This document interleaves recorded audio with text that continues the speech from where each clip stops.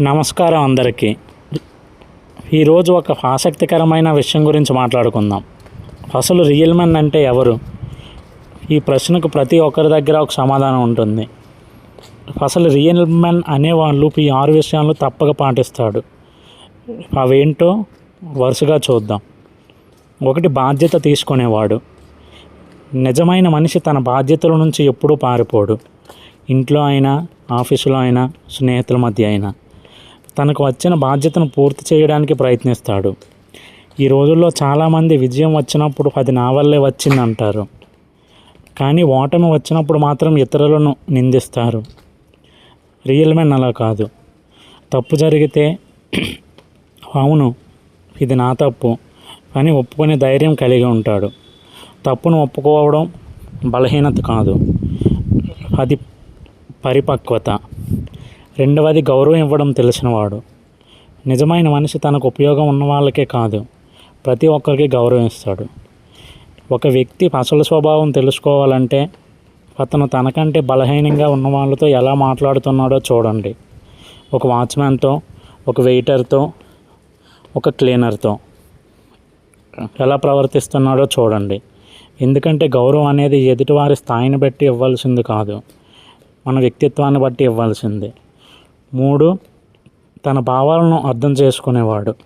చిన్నప్పటి నుంచి మనం ఒక మాట వింటూ పెరుగుతాం, మగవాళ్ళు ఏడవకూడదు, కానీ అది పూర్తిగా నిజం కాదు.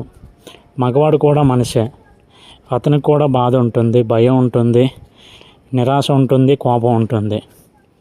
ఈ భావాలను దాచిపెట్టడం కాదు గొప్పతనం, వాటిని అర్థం చేసుకుని సరిగ్గా వ్యక్తపరచడం గొప్పతనం. సహాయం అవసరమైనప్పుడు అడగడం కూడా ధైర్యమే.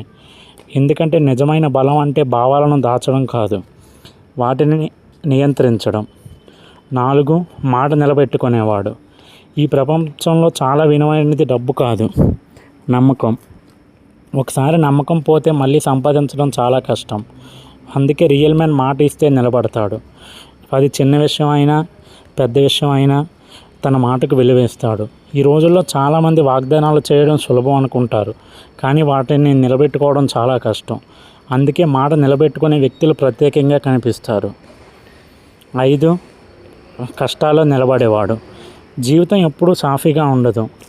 కొన్నిసార్లు ఉద్యోగం పోవచ్చు, కొన్నిసార్లు వ్యాపారం నష్టపోవచ్చు, కొన్నిసార్లు మనకి ఇష్టమైన వాళ్ళు కూడా మనల్ని వదిలి వెళ్ళిపోవచ్చు.